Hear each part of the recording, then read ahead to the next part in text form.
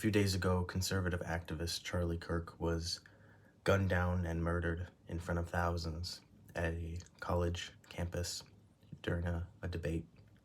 And I'm, like many, am very sad. I'm angry. But what I've come to realize is that Charlie Kirk wasn't hated and despised because of his political beliefs, but because of the fact that he was an authentic Christian and a bold follower of Christ. And the reality is, the very same people who hate him and are cheering for his death likely feel the same about every other Christian in the world today. And it can be very easy to want to respond to that violence and that hate and with more violence and to get revenge.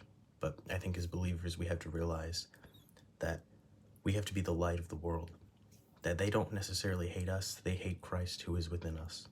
And we have to try to lead them and evangelize to them despite the fact that they may hate us and despite the fact that they may try to kill us. But ultimately, we should try to point people to Christ like Charlie Kirk did and not be overcome by the evil of this world. And so I think we should all be praying for Charlie, his soul, that he may rise again with Christ. Pray for his family because,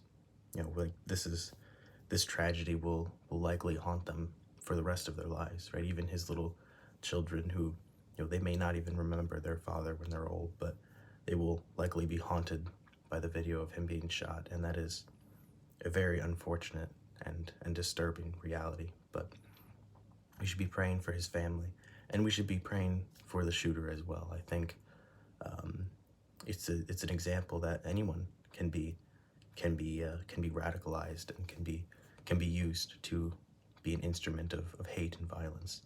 And we should be praying for his soul and that he may repent. And for all the people who are cheering, I think it's easy to want to hate them and to want to get revenge on them. But I think we should be praying for them as well, that they repent and see the evil in their ways, and that they may come to Christ too. And I think if we learn anything from these events, is that we should try to have as much boldness and as much courage for the gospel that Charlie had, and that if we should state that conviction, even if it means we are persecuted or unfortunately killed. And I think Charlie Kirk did a phenomenal job of being an evangelist and being a representative of Christ in a world that is without Christ. So may Charlie Kirk rest in peace, and may we all be so fortunate to be as bold as him.